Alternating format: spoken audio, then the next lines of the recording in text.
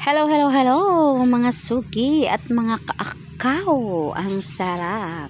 Ayan. So today's video ay gagawa po tayo ng paksiw na bangus, yung patitinik na kakain. So yan po ang mga ingredients niya. 2 pirasong bangus. Mayroon tayong luyan dilaw, luyan na regular. Ano yan? Sili, paminta at sibuyas bawang. Mayroon din tayong asin, suka, patis at saka dahon ng saging. So ang gagamitin natin na kaserola dito ay pressure cooker. So ipe-pressure cooker natin yung isda ng 1 hour para patitinik kakainin na, di ba? So, nilagyan ko na nga yan ng 2 patong na, anong tawag dyan? Dahon ng saging para hindi agad anong tawag dito? Masunog. So, nilagay ko na yung luyan dilaw. Tapos, nilagay ko na rin yung luyan na regular tsaka bawang. So, lalagyan din natin na ng paminta. Sobrang sarap. Grabe niyan. Actually, nakita ko lang yan sa legendary na Laguna. Sa Laguna. Yan, nilagay ko na nga yung paminta, sibuyas, bawang, yan. Tapos pinatong ko yung bangus. Ayan. So, yung bangus po ay nakat ko lang po yan sa isang piraso. Nakakat ko po siya ng 4. So, ayan. Bali, ano lang yan. Kulang 1 kilo. Kasi 3 lang kaming kakain, kaya pang sarili lang ba. Kaya okay na yan. Pero alam nyo ba, parang naisip ko pwede siya pan-negosyo. Pwede siya pan-negosyo. Nilagyan ko rin ng siling green para naman medyo maanghang-anghang, kaso wala siyang anghang. Actually di siya maanghang. Ayan, tapos nilagay ko na lahat yung ingredients. So pang ibabaw at pang ilalim nilagyan ko siya para ang tawag dito hindi nahahanapin yung ano. Tapos nilagyan ko ng purong patis, yung aking tinitindang RFL na yan. So nagtitinda din kasi ako niyan. So nilagyan ko mga 3 kutsara. Ayan. Tapos tantiameter lang yan guys ha. Yung mga ingredients ko. So tikman nyo lang kung okay sa inyo or hindi, ganun. Tapos nilagyan ko ng suka, puno-puno yung mangkok na maliit na yan. So half cup siguro yon. Basta yung binibili ko kasi na 1 liter kanalahati ko. So 3 niyan, tapos isang cup na tubig niyan. So nilagyan ko ng tubig para tawag dito hindi siya masusunog agad. Iba kasi pagka puro suka yung nilagay mo, so may tendency na ayan yung tubig, isang puno din dyan. And then lalagyan ko ng asin iyan guys. Okay, nilagyan ko ng 1 kutsarang asin kasi kapag kapaksiw ang ulam medyo matabang kasi nga yung nangyayari yung suka po niya ay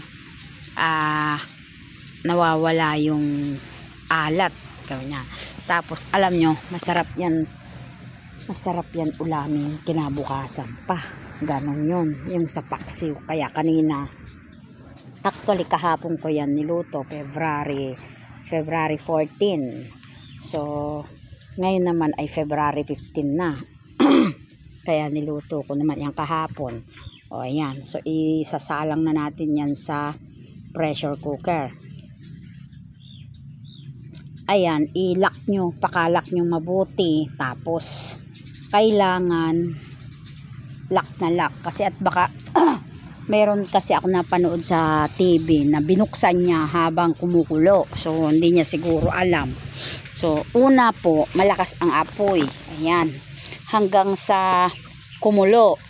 Pagka kumulo na yan, magwi-whistle naman yan. Ayun, yung hinawakan ko na yon. Magwi-whistle po yan. Pagka kumukulo na. So pag kumulo ng ganyan, nagwi-whistle na, hihinaan nyo na. Parang nag-i-in na lang kayo ng kanin. Ayan, gumagalaw-galaw. Tignan nyo. Tumutunog siya niyan. So, pagka ganun na, tignan nyo, medyo nag-itim yung ano natin kasi nga suka po yung nilagay natin, no? So, huhugasan nyo agad yung mga gamit nyo pagka ganyan may suka. Ayan, pinalamig ko po yan bago ko po binuksan. So, 1 hour po yung pagluto natin dyan. Nag-timer ako. May nakita pa nga akong dumi kaya inalis ko bago ko ilagay sa lalagyanan. So medyo may sabaw-sabaw pa siya kaya may nakatira pa siyang sabaw-sabaw. Ayan, pero super lambot na siya. Ayan po, oh, kung makita niyo. Maganda pala pag may ano ba 'yun? Yung kulay dilaw na luya, po? Kung gusto niyo po yung lasa noon, pwede niyo po lagyan ng ganon.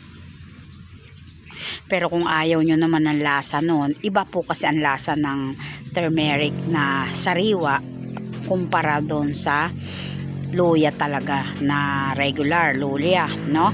So ayan nga, tignan nyo, nilagay ko na. Dahan-dahanin nyo lang kasi super lambot na niyan. Pati tinik makakain nyo talaga, guys. O, di ba? Uy, my gosh. Ang bango-bango pa. Tapos kasi meron nga siyang dahon ng ng saging. So, yun nga. Isa-isa ko nilagay diyan sa mangkok. Ang sarap. Takam na talaga ako, sobra. Kaya doon sa bandang huling video, titikman natin yan. Papakita ko sa inyo kung paano at ano nga ba ang lasa, ganyan. Pero actually, pagka ganyan kasing paksiw, ang gusto ko talaga kinabukasan ko pa inuulam. Hindi ako nag-uulam ng paksiw na niluto mo ngayon, tapos ngayon mo din uulamin, yung ganon. Kasi nga parang pakiramdam ko hilaw yung suka, ganon, no? So, eto, dahil nag-video nga tayo, ay paksiw talaga na pati tinik kakainin mo talaga, guys. So, ayan nga. Oh, mayroon pang dahon ng hindi siya masyadong na ubos yung sabaw niya. Kaya ganun ang nangyari, oh. Medyo may sabaw pa siya. Ayan. Hindi siya talaga totally natuyo. Kaya buti na lang kasi alam nyo pagka natuyo anong tawag dyan? Masusunog. Kaya nga nilagyan natin ng dahon ng saging. So ayan na nga. Oh, tapos na. So pakita na natin yung ating ulam, guys. Nilagay ko sa mangkok. Apakasarap nito, Diyos ko Lord. Oop. Ayan. Nilagay ko. Oop, nagkaroon ng sabaw. Sumobra yung sabaw niya. Sumobra yung sabaw. Sumobra kasi nilagay ko lahat. Pero actually, masarap isabaw yung sabaw niyan. Kasi nga, pagka ganyan, alam nyo, masarap na partner ng paksiw sa umaga. 'Di ba? Paksiwin mo ng gabi.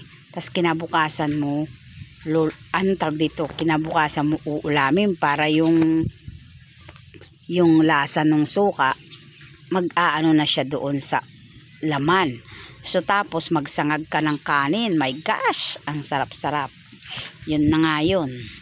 Pagkatapos ng magsangag ka ng kanin, yun, tapos lagyan mong bawang. Nako po, ang sarap-sarap noon. Okay, so yan na nga. Oh, tingnan nyo naman pagka natanggal, dahil matigas siya, tignan nyo. Okay, so yun na nga yung nangyari. Titikman na natin siya. Ayan, tignan nyo naman, nalalaglag yung mga buto-buto. Sobrang lumambot na siya, parang siyang Spanish sardines, pero ang kaibahan lang nito paksiw. Tapos nilagyan ko ng luyang dilaw, nagkulay dilaw nga yung sabaw. O di ba? Ay nako.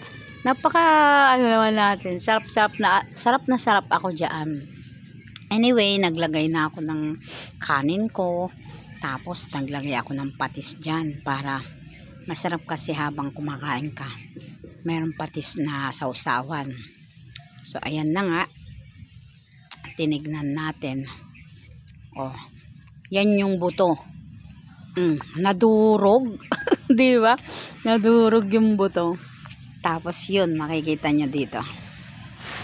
So, itatry natin kung totoo na malambot. Kasi alam nyo, lagi akong natitinik. So, sobra. Natitinik po ako lagi sa ganito. Kaya, buti may napanood tayo. Ang sarap. Pero mas masarap to bukas mo pakakainin. Kasi nga, hindi mo na inaalala na may tinik siya. Oh, malambot.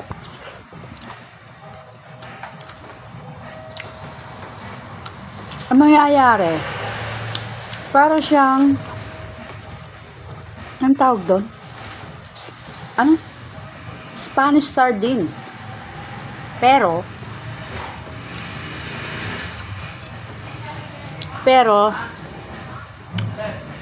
paksiw siya. Malambot. Pati tinik, makakain mo talaga. Oh. Harap. Tsaka hindi siya malansa. Kasi, pagka minsan, ayaw ko makain ng paksiw. Kasi malansa siya, di ba? So, ngayon, kahit kainin mo to, nakakain mo siya. Yung tinik-tinik niya, hindi ka na matatakot na matinik.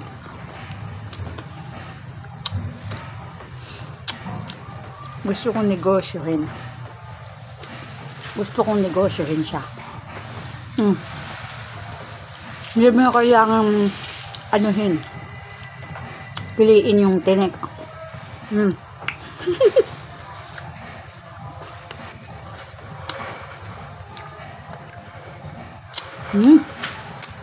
Sarap niya. Try nyo din po.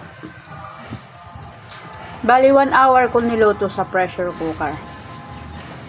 Tapos, pinalamig ko muna.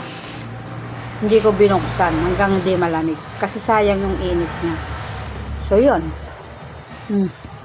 Mauubos niya. Pati yung ano.